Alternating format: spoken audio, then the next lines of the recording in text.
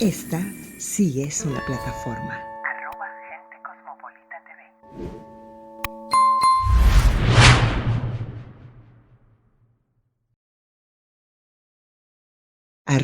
@Gente Cosmopolita TV.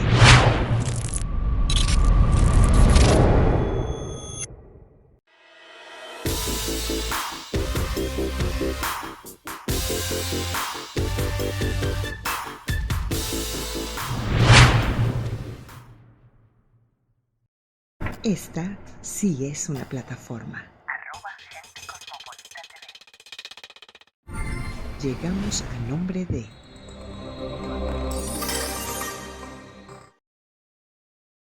Tobareña Televisión, de nuevo contigo. ¿Ya probaste cachapas El Rey del Jojoto?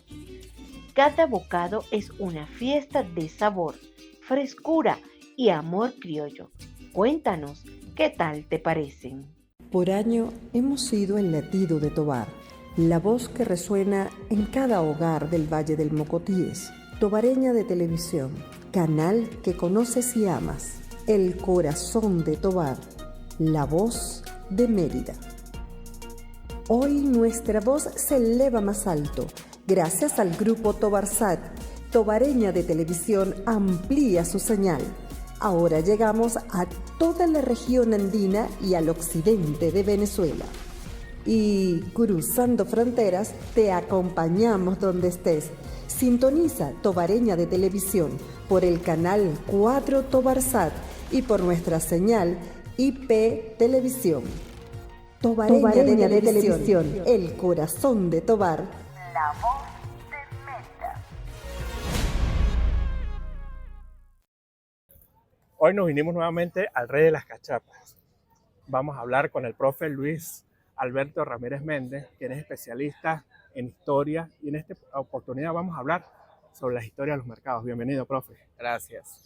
Ese punto es muy interesante, no solamente para la historia de Mérida, sino para la historia de todo el mundo, porque precisamente la necesidad de abastecimiento es fundamental para el ser humano, especialmente en épocas que no es como la actual, que tenemos los medios de refrigeración y los medios de conservación. Eso significa que la demanda del alimento tiene que ser puntual e inmediata. En el caso de Mérida, Mérida es una ciudad que está montada sobre una meseta y esa meseta está dividida por el río Albarregas. Cuando llegaron los españoles, ellos dividieron el espacio de esta banda del río de Albarregas, que es lo que correspondería a lo que es el centro de la ciudad propiamente dicha, y de la otra banda del río de Albarregas, por eso es que nosotros nos referimos a la otra banda, eran las huertas de la ciudad. Es decir, ahí se sembraban lo que eran las legumbres, las hortalizas, se criaban los animales, habían gallinas, etcétera, que las había también en este lado. Pero la mayor parte de la gente pues cultivaba y sembraba en la otra banda, por eso era que la otra banda era una especie de granero de la ciudad.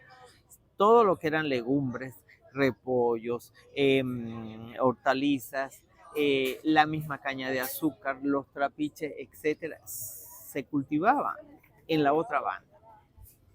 Pero también el acceso a la ciudad de la otra banda se hacía por la Cruz Verde. Existía un camino que todavía existe, que salía y que se extendía, se ramificaba. Al llegar más o menos donde está el Monseñor Silva, se ramificaba hacia el norte, hacia Santa Rosa, y otros hacia el sur, es decir, salían más o menos hacia donde están los Sausales, los Amanes, y llegaban a Santa Bárbara, ¿verdad?, por distintas formas, pero esa era la vía de salida y entrada a Mérida, y por ahí subían los productos. Profe, pero tuvo en algún momento alguien, me imagino que hizo, o sea, ¿por qué se originan los mercados No, ya va, esa parte ya la voy a abordar.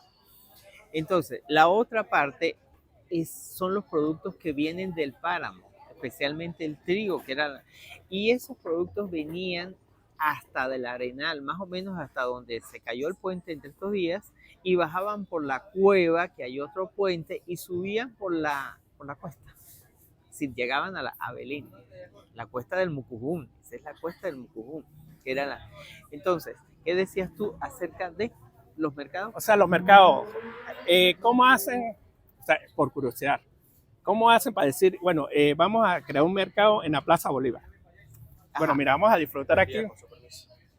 Vamos a disfrutar un cafecito, cortesía de la casa. Gracias. Ajá. Bueno, Entonces, no sé si con café se brinda, pero bueno, gracias por venir, profe. ajá. ¿Cómo es que se crea el mercado de Mérida? Es lo que yo te estoy diciendo, el problema del abastecimiento. Cuando la ciudad se funda, el criterio del mercado no es un mercado constante como nosotros tenemos. Hoy tenemos las tiendas, etcétera, y vamos. No, era un mercado un día a la semana. Porque así lo establecieron la legislación de India. Es decir, todas las ciudades tenían, era un mercado a la semana cuando venían los productores y se concertaba y se hacía el mercado. Como no había un espacio para el mercado se hacía en la plaza mayor de la ciudad. Así lo dispone la legislación de India. Eso no solamente ocurrió en Mérida, ocurría en todas las ciudades. En todas las ciudades el mercado se hacía en la plaza mayor. Lo que pasa es que no se podía hacer ni el domingo ni el sábado. El domingo porque era el día de misa. Entonces no se podía faltar a los oficios religiosos para ir al mercado. Y como la iglesia estaba enfrente de la plaza mayor, obstaculizaba el mercado. El mercado se hacía los lunes. Y entonces, por eso estaba hablando de los caminos, porque lógicamente el abastecimiento de Mérida que venía de la otra banda y del páramo subía por esos dos caminos. Entonces, ¿qué hacía la gente? La gente cargaba las bestias, que generalmente eran mulas, 2 maletas con la comida, con todo lo que iban a llevar al mercado y transitaban eso desde el domingo en la tarde. Tenían que transitar desde el punto y llegaban en la madrugada a la plaza, tanto del páramo como de la otra banda. Entonces, se concentraban el día lunes a primeras horas en la plaza y descargaban todos los productos. Y hay que entender que en aquel momento la gente que concurría era gente con limitados recursos y la moneda que se transaba era moneda que en aquel momento era acuñada en Bogotá y muchas veces venía con defecto de cuña. O sea, no tenían las filigranas que vienen en la moneda, sino que no. Entonces por eso lo llamaban patacones. Y patacones lo llamaban porque simplemente se habían roto y entonces a semejanza del plátano cuando se rompe, cuando se pisa y se rompe, entonces tiene Bueno, de lo poquito que yo he visto de historia, también hablando de las monedas, habían algunas haciendas que tenían su propia moneda que se los daban a su personal, para no decirles esclavos, y con eso eran que ellos mercadeaban también, ¿no? Sí, exacto. No, pero es que la moneda era muy escasa porque no había metales. En el caso de Mérida sí hubo moneda y hubo moneda de plata porque Mérida vendía cacao a España, a México, y de Veracruz venían más de 100,000 pesos en plata amonedada al año para Mérida. Entonces, lógico, había circulación de moneda, sí la había, pero en este caso pues tenemos que tener en cuenta que la moneda no era fraccionaria. Aunque el patacón o el peso tenía 8 reales, la mayor parte de los productos se pagaban, el coste era muy bajo con respecto a las monedas de plata. Entonces se acuñaban otras monedas de cobre que las llamaban macuquinas, que eran vamos a decir lo que de menor valor, vamos a decir así, similares a las lochas o los medios, que ya hoy nadie utiliza, pero en aquella época sí se utilizaban. Y se transaban. Entonces, el día de mercado era un día sumamente animado en la ciudad porque era el único día que la gente salía a hacer compras y abastecerse. Y como les digo, como no había refrigeración en el caso de la carne y del pescado, la única forma de conservarla era a través de la sal. Salaban la carne y salaban el pescado, que era lo que la carne se conocía, la carne salada, como carne cecina. Hasta ahora se conoce igual. Claro, igual. Hay carne cecina, que era la carne salada que la vendían, ¿no? Había la carne fresca y el pescado fresco también lo vendía. Pero lo que tendría a deteriorarse, pues lo que hacían era salarlo para evitar que eso. Las verduras, los frutos, las harinas, el trigo, el cacao, y otros, vamos a estar claros, los merideños siempre consumieron el jamón. Los merideños hicieron jamón desde el siglo XVI y lo exportaron. La morcilla, el chorizo y todo eso se vendía en el mercado. Se vendía en el mercado. ¿Se trabajaba en libras o se trabajaba en kilos? Habían varios pesos. Había la libra, había la fanega y no, en kilos se vino a trabajar en este siglo. Los pesos en ese momento. Y había otra cosa que llamaban el octavo. Yo me imagino que sería la octava parte de una fanega, ¿no? Entonces le decían unos chavos. Es decir, unos chavos es un octavo. Y el peso, sí habían pesos, pero generalmente no eran pesos lo que se utilizaba eran medidas. Es decir, habían especies de cajas hechas de madera que tenían, o sea, que en esas cajas, ¿verdad?, colocaban los productos, es decir, por lo menos un palito de arvejas, y lo colocaban en eso y la gente compraba, era con esa medida. No era un peso, era con la medida. Y igual las otras. Los otros productos que también eran frescos y que llegaban con mucha frecuencia al mercado central de Mérida, o sea, la plaza mayor de Mérida, eran la leche, el queso, los huevos, ¿no? Y las aves, que no se vendían sacrificadas sino vivas. O sea, que uno tenía que llevarse en ese momento una señora maleta para cargar. Sí. Serían costales, ¿no? Sí, no sé cuál sería el mecanismo de transporte, yo me imagino que lo haría, pero la gente en Mérida tenía que hacer la recolección de calcular el alimento de una semana para comprarlo, porque era ese día nada más, y ese era el único día animado en la ciudad porque todo el mundo estaba en la calle. Es decir, el día lunes, que era el día de mercado, etcétera. Y había un grave problema porque resulta que, bueno, la gente llegaba con todos esos animales, los mercados siempre generan desechos y entonces siempre dejaban todo sucio y la plaza no estaba empedrada, era de tierra, como todavía hoy lo sigue siendo, o sea, era todo de tierra. ¿No? Bueno, yo recuerdo, volviendo al siglo pasado, que aquí donde estamos, en el mercado Sota Rosa, esto era tierra, ¿no? Sí. Después que empezó a evolucionar, fue que asfaltaron. Aquí en el mercado, recuerdo cuando pequeño colocaban el carrusel. Pero ya vamos con el Sota Rosa, no nos adelantemos. Bueno, sí, pero no nos adelantemos. ¿Qué sucede? Era la limpieza del sitio. Era la limpieza del sitio, que siempre era una protesta de los vecinos porque la Plaza Mayor estaba sucia. Y eso se ve en las ordenanzas de Cabildo desde 1700, que está sucio. Hay problemas porque está sucia la plaza, y era el problema del mercado. La otra cuestión era que no había agua, porque el agua corriente, la gente piensa que el agua corriente era común. No, el agua corriente no existía en Mérida. Las únicas que tenían una sequía personal para ellas eran el convento de Clarisa, que recogían el agua desde arriba del río Milla, más o menos donde está Prado Río en este momento, o sea, donde está el Parque de la Isla, y bajaba el conducto por una cañería, ¿verdad?, que ellas habían hecho hasta llegar el agua al convento, porque ellas eran monjas de clausura y no podían salir. Entonces entonces la gente a lo largo de toda la avenida 2, que era que bajaba, se robaban el agua del convento. Y las monjas se lo vivían protestando porque además echaban cosas sucias dentro del convento y llegaban las cosas sucias al convento. Y yo recuerdo que hay un documento muy bueno que utilizan una palabra que antes se utilizaba mucho aquí en Mérida, que es la palabra vascosidad, por decir asqueroso. Y esta palabra la usaban las monjas y se iban al cabildo y le pidieron que guardaran la sequía del convento. Lo cierto era que en Mérida se abastecía la ciudad de agua de dos partes. Había una sequía que llegaba a San Agustín, que sería hoy la tercera, y ahí había una pila de agua donde la gente iba a recoger el agua para llevarla a las casas.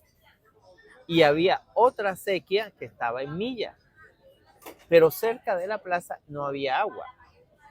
Entonces, en un momento, el Cabildo de Mérida pidió que se colocara en la plaza una fuente para que tuviera agua el mercado, la ciudad y que pudiera limpiarse la plaza. Y llamaron a las monjas para pedirle que les diera Que el les diera el agua. agua. Y las monjas dijeron que no, por supuesto. Pero hicieron una sequía desde San Agustín, es decir, donde está la tercera, bajando por la Independencia para llevarle agua a la plaza.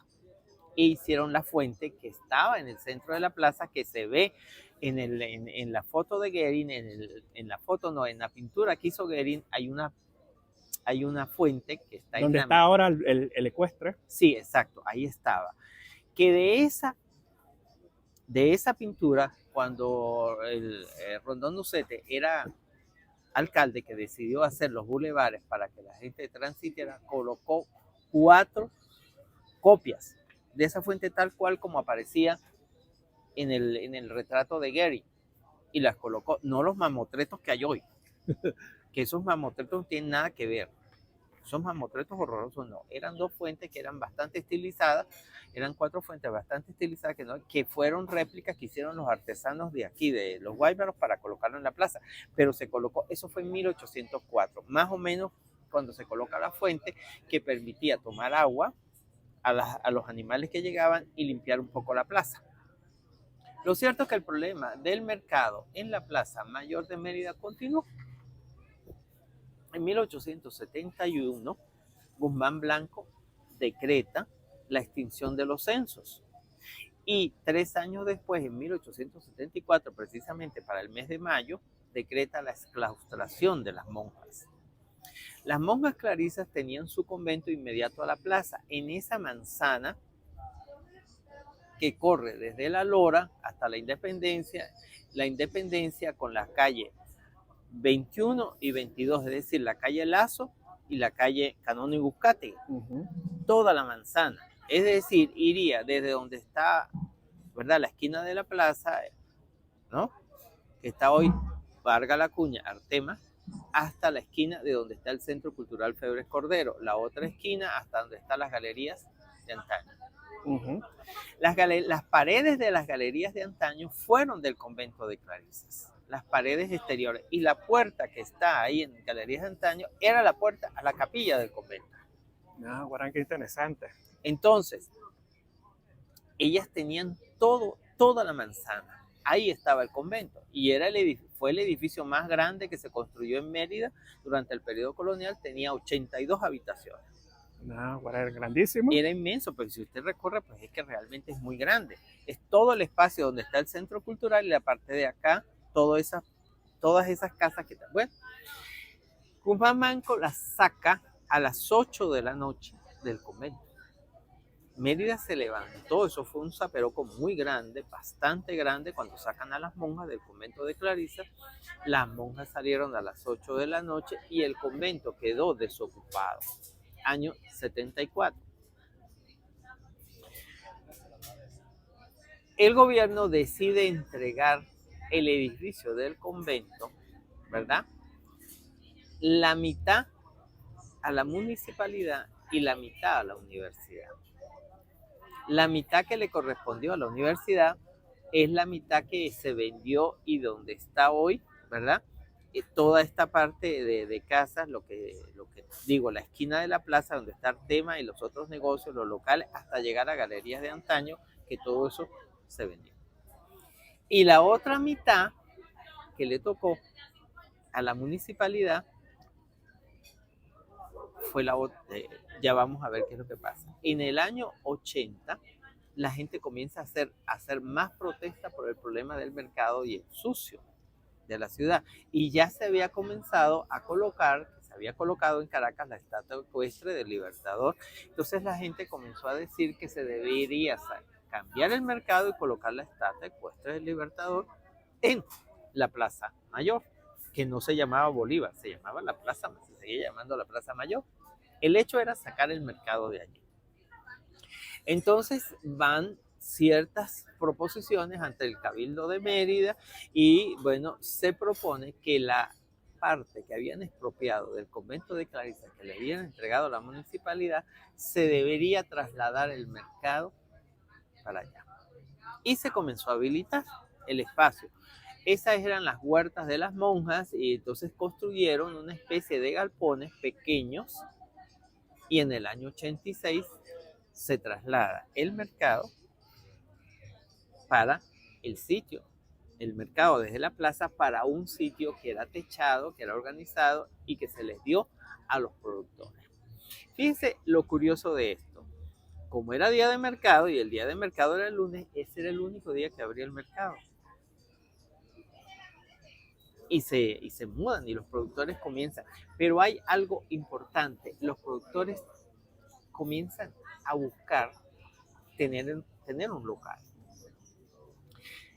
Viene el año 94, esas edificaciones que eran temporales allí, hay el terremoto y eso se cae. Se cayó. Entonces, para esa fecha en que se cae,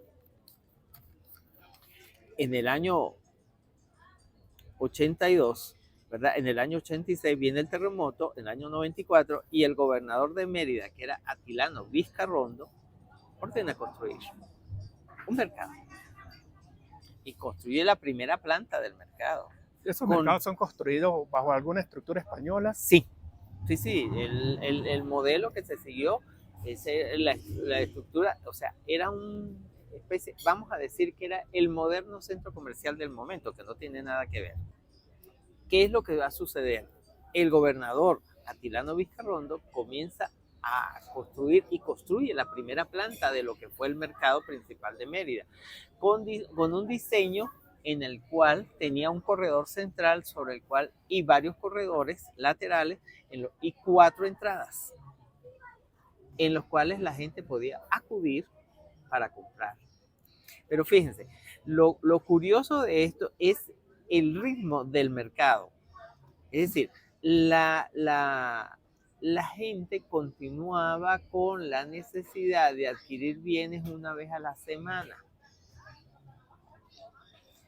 La costumbre va a cambiar a principios del siglo XX, cuando el mercado comienza a funcionar todos los días.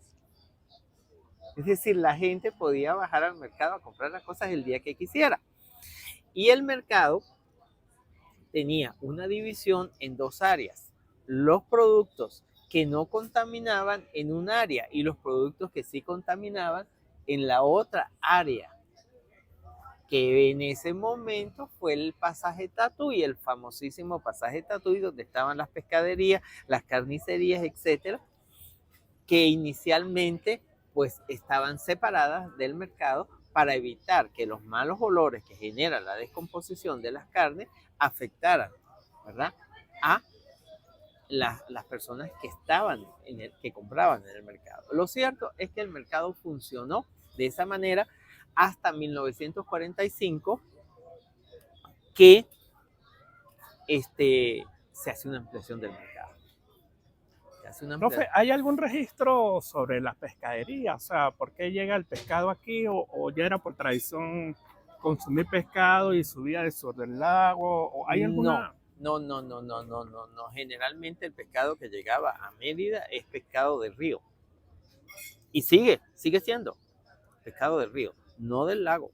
Es que es muy difícil trasladar el pescado desde allá hasta acá, porque la única forma en que llegue bueno es salado. Bueno, pero en ese tiempo me imagino que subía todo por mula, ¿no? Todo tenía que sí, pero es que ir al sur del lago en ese momento eran 15 días. Bueno, muchachos. Y volver eran 15 días. Pero por eso, como ya se comienzan a crear los mercados y llega un momento que me imagino que a alguien se le ocurrió subir pescado de aquella zona para acá y la gente empezó a consumir, ¿no? O no hay ningún tipo de registro de la época. No, sí, hay registros de pescado, pero no dicen de dónde venía. Dicen de la harina que venía de Cacute, que venía de la zona del páramo. Dicen de las arvejas, los caraotas, los frijoles que venían de la otra banda. Dicen de las gallinas y la carne que venía de la otra banda, ¿no? de las frutas inclusive, habían distintos tipos de frutas que bajaban, de los dulces, de las artesanías, inclusive de las telas, porque Mérida producía lienzo. Mérida cultivaba algodón y producía lienzo, el lienzo se vendía también y corría como moneda. Entonces, todo eso se dice. O sea, el sistema de abastecimiento era muy, o sea, la variedad de productos que se vendía en el mercado era bastante amplia, muy amplia. Entonces, por eso es que yo digo, ese era entre el domingo y el lunes era un mundo en movimiento, porque hay que pensar la cantidad de gente que, así como hoy vemos en el Sotorrosa, la cantidad de gente que tiene que mover los carros para llegar aquí y traer los productos, es un mundo en movimiento, desde los centros de producción hasta los centros de distribución o los centros de copia y la expedición. Un mundo en movimiento. Que el mercado no es solo el sitio del mercado, es todo lo que se mueve alrededor para poder producir, para poder distribuir y para poder colocarlo en el mercado. Y luego de aquí hacia afuera. O sea que es un mundo en movimiento. Decía yo antes de que, entonces, en el año, creo que en el año 41, 42 es cuando se da la ampliación del mercado, se le construye el segundo piso. Y hay algo que se genera en ese momento que es la venta de comida hecha en el mercado. O sea, antes no lo hacían. Y entonces yo no sé si alguna persona recuerda que en el segundo piso del mercado principal hasta estaban las cocinas. Y la gente iba y compraba comida criolla, comida que la gente, y es como el desarrollo de la culinaria en Mérida en ese momento, porque esa comida que estaba allí, ese era como, vamos a decir, los restaurantes de etiqueta del momento, en el año 40, y estaba disponible los precios, y esa cocina va a durar. ¿Qué sucede? Hasta el año 1987, exactamente se mantiene, pero ya en el 87 el mercado había pasado a ser una situación bastante complicada por la cantidad de buhoneros que se habían colocado en las inmediaciones del pasaje Tatuí y toda esta zona, que en lugar de mejorar la situación de los desperdicios y la descomposición, la incrementaban. Y la gente se quejaba de los malos olores, la basura, los camiones, el tránsito hacia el centro, inclusive la situación de delincuencia que generaba el mercado principal. Llega Jesús Rondón Nucete, siendo en ese momento era alcalde de la ciudad, y él dice, no, hay que cambiar porque tenemos que modernizarnos y tenemos que sacar el mercado principal del centro de la ciudad para otra zona, a los efectos de que esto funcione de otra forma, que funcione como una especie de centro comercial. Recibió muchísima oposición en ese momento, la gente no compraba la idea porque la gente quería tener el mercado en el centro, de tal manera de que pudieran salir cómodamente, llegar al centro y volver, no tener que salir del centro de Mérida. Evidentemente, la solución que se dio en ese momento fue quemar el mercado. Así que fue un gran tema para la sociedad, Sí. ¿no? Pero vamos a decir, Mérida no es el único sitio. En San Cristóbal también hicieron lo mismo. Y en Barquisimeto también quemaron el mercado del manteco, porque si no, la gente tiene la comodidad, están acostumbrados y no dejan esa costumbre. Es decir, si yo estoy en mi casa, yo quiero que todo lo que yo necesito esté cerquita de mi casa, que no tenga que salir. Entonces, bueno, lo cierto es que le meten candela al mercado. Sacan una parte de los comerciantes del mercado, pero la gente comienza a solicitar que quería tener la posibilidad de comprar los productos frescos, y los productores también de tener la posibilidad de expender productos frescos, que no tuvieran que ir al mercado que había hecho Rondón Nucete, que es el mercado principal que está en las Américas, porque ¿qué sucedió allí? Que las personas que pudieron comprar los locales de los anteriores propietarios lo hicieron, y también entonces se convirtió como una especie de el acceso a ese mercado. Entonces quedó un poco de gente que concurría al mercado principal que no podía vender. la mayoría de productores o comerciantes intermedios, y es cuando se da la solución de traer al estacionamiento de fútbol de la ciudad de Mérida, que todo el mundo sabe que se llama Guillermo Soto Rosa, un mercado a cielo abierto. Había creado el mercado Jacinto Plaza, que queda detrás de esto, que está aquí mismo, ¿verdad? Había un mercado que funcionaba todos los días, pero el mercado a cielo abierto es volver otra vez a lo que había ocurrido en el periodo colonial, que era tener una plaza de mercado para que la gente llegara, y la gente lo acogió. Esa es la realidad del Soto Rosa, porque el Soto Rosa se crea como un mercado a cielo abierto. Inicialmente eran productores que traían todos sus productos para venderlos a menores precios de lo que vendía el mercado principal. Era una competencia y bastante fuerte. Progresivamente se establecieron, o sea, adicional a los productos que eran frutas, legumbres, hortalizas, las carnicerías, los pollos, y ahora pues tenemos hasta las cachapas. Claro, y se ha vuelto un ícono para todos los merideños venir los sábados, ¿no? Exacto. Yo recuerdo, profe, que cuando yo estaba pequeño nos obligaban a venir, ¿no? A pesar que yo vivo cerca de aquí del mercado, era como que, bueno, vamos para el mercado, tienes que ayudar a cargar las bolsas. Y era como una tortura venir a comprar plátanos, ¿no? Yo recuerdo eso mucho, que te obligaban, a juro, pues vamos para el Soto Rosa, y quizás toda una nueva generación pues ha tenido esa cultura, bien sea comprar cualquier tontería, pero los sábados a primera hora siempre uno venía al Soto Rosa. La ventaja del Soto Rosa, que yo siempre lo vi cuando yo visitaba el Soto Rosa todas las semanas, o por lo menos cada 15 días, es que uno caminaba por el Soto Rosa y veía los productos tan frescos, las frutas acabaditas de cortar, de los repollos recién, entonces, y uno tenía la posibilidad primero de conseguirse con todo el mundo, porque uno venía al mercado y se conseguía con todas las personas que uno tenía.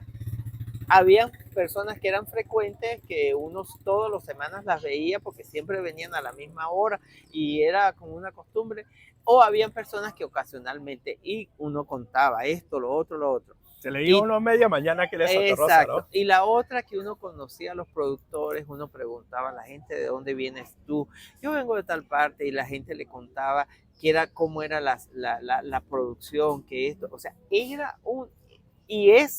yo no sé ahora si sigue siendo un intercambio entre el citadino y la gente que viene de los pueblos que están alrededor de Mérida a través de esos productos, y también el proceso de la gastronomía como tal, porque uno conseguía productos que podían ser sumamente cotizados. Hubo un momento en que habían truchas, habían queso de cabra, habían cuestiones que eran como, vamos a decir, gourmet, que ahora yo no sé si están, ¿no? O sea, bueno, fíjate con el todo esto. champiñón, y por supuesto había cacao y había esto que no se consiguen así tan fácilmente en otras partes. Bueno, en el tema de la gastronomía, en este caso, aquí en el sitio donde estamos, en el Rey del Jojoto, hemos aprendido que, bueno, la producción aquí ha sido con productores de varias zonas, pues, inclusive el queso que se usa acá, pues viene de Barinas, ¿no? Y cada quien pues ha tenido como su granito de introducir un punto de gourmet, porque hemos visto que todo ha evolucionado. Este punto tiene ya 30 años creado, y lo comentábamos esta mañana, que su mamá cuando comenzó pues era algo muy pequeñito, que ella solo molía manualmente, y iba sacando producción, y poco a poco pues fue creciendo, ¿no? Inclusive pues reconocidos chefs de Mérida pues vienen a hacer mercado aquí en el Soto Rosa, pues como usted bien lo nombra, pues hay gente que le encarga, no, tráigame tal cosa, y el otro le dice, mira, yo tengo sembrado frutos rojos. Sabemos que ahora inclusive aquí en Mérida siembran arándanos, cosas que no existían, pues. Y bueno, eso ha servido que Soto Rosa pues marque un punto a nivel de gastronomía bien importante. Sí, y hay otra cosa demasiado importante, que es que la gente no ve, que fíjese lo que tú estás diciendo, ya hay productores de Barinas productores del Táchira, lo que ha expandido el circuito de abastecimiento, porque si antes en el periodo colonial nos limitábamos a la otra banda y el páramo y ejido que nos permitían los pueblos del sur, ¿verdad?, abastecer a Mérida, hoy la red de abastecimiento se ha ampliado notablemente. Y la otra situación que tenemos que ver y que debemos notar es el régimen de transporte que tienen los productores que vienen acá. Que nosotros observamos fácilmente cuando hay que decir tal camión, que esto, que lo otro. Indudablemente que la zona sur del lago hoy está sumamente representada porque tenemos el plátano, la parchita, la lechosa, que viene de allá, indudablemente. Y claro, con la construcción de los túneles y eso nos permite acceder con mucha rapidez allá, venir y bajar. Entonces, nosotros vemos entonces que el círculo de abastecimiento del mercado de Mérida es bastante amplio. No solamente se limita a lo inmediato a Mérida. Y se ha multiplicado la cantidad de productos, Claro. que se disponen en el mercado. Lo que hace más voluminoso, ¿verdad?, las transacciones y los niveles de comprensión de la realidad del mercado. Y también, no sé si te recuerda, profe, que también nacieron los famosos carrucheros, ¿no? Sí. Que venían niñitos, la mayoría eran niños que venían, no sé, de Chama, que subían a dar ese servicio, ¿no? De transporte, sí, exacto. O sea, te venía tranquilo, que nada más te traía su bolsa y contrataba muchachos de eso que ellos le llevaban, sí. Le llevaban, sí. Es que exacto, es que el mercado en todo el mundo, el intercambio y las transacciones comerciales, el mercado genera mucha actividad. Actividades de todo tipo, ¿verdad? Lícitas e ilícitas. Entonces, pero de temas, cosas negativas no vamos a hablar. Vamos a hablar de todos los productivos. Pero lógico, la gente piensa que es solo el mercado. No, hay muchísimas cosas que están en juego. Es un mundo en movimiento en el que intervienen muchas personas, porque saquen la cuenta ustedes de la cantidad de personas que llegan con sus productos aquí al mercado. Vamos a decir por un número 200, pero saquen la cuenta de la cantidad de personas que vienen a comprar. Sí. Ajá, saquen la cuenta de la cantidad de personas que se van a alimentar con lo que se compra aquí. Sí. Ajá, y saquen la cuenta del tipo de alimentación de la gastronomía. O sea, es un mundo en movimiento que nos abarca, no el hecho del mercado y de la compra, sino que a posteriori, es decir, la vida misma está aquí.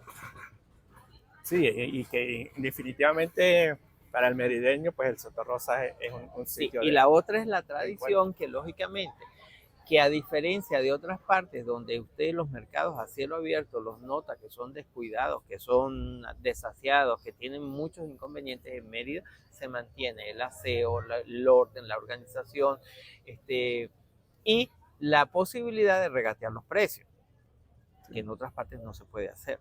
Pero aquí que mucha gente deja para la hora de la tarde para venir a buscar las ofertas y a ver qué lleva. Exactamente, ese es el... Bueno, profe, muchísimas gracias por, sus conocimientos son muy importantes, conocer todas estas historias de los mercados, cómo nacen.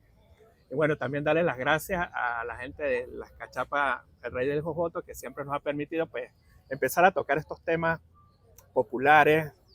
Y bueno, qué importante que todas las personas que nos ven y que están extendidos a través del mundo, pues bueno, los que están fuera del país, les va a recordar en algún momento que desde niños vinieron al Sotorrosa.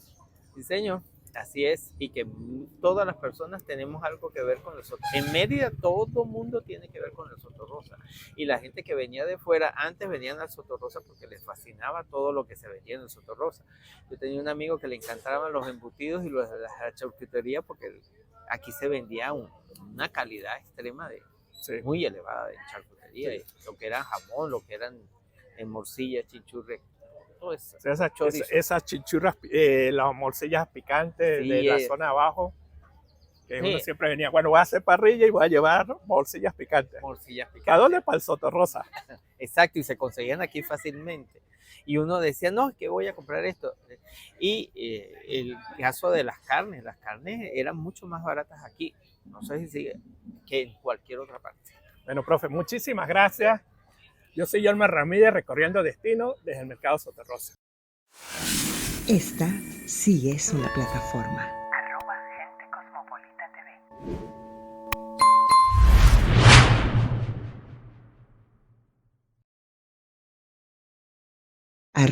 Gente Cosmopolita TV.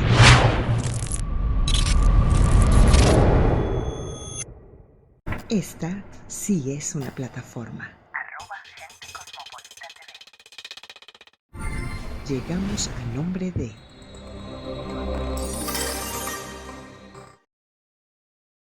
Tobareña Televisión, de nuevo contigo. ¿Ya probaste cachapas el rey del jojoto? Cada bocado es una fiesta de sabor, frescura y amor criollo. Cuéntanos, ¿qué tal te parecen? Por año hemos sido el latido de Tobar, la voz que resuena en cada hogar del Valle del Mocotíes. Tobareña de Televisión, canal que conoces y amas, el corazón de Tobar, la voz de Mérida. Hoy nuestra voz se eleva más alto, gracias al grupo Tobarsat. Tobareña de Televisión amplía su señal. Ahora llegamos a toda la región andina y al occidente de Venezuela.